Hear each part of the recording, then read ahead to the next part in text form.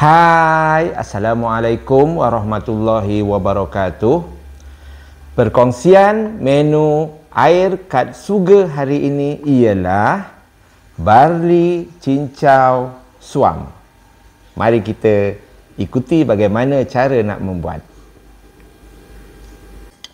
Mula-mula kita masukkan barli yang dah direbus lembut ke dalam cawan.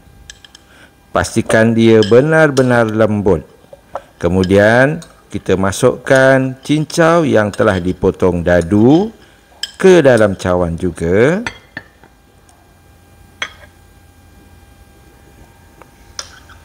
Dan kemudian kita boleh masukkan air panas.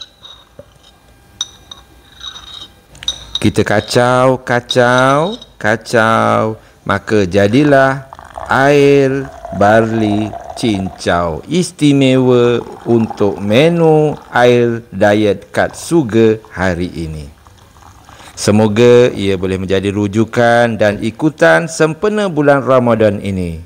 Harapannya, sahabat-sahabat saya terus komited untuk diet agar badan kita akan lebih selesa, akan lebih sihat dan mudah untuk melakukan ibadah.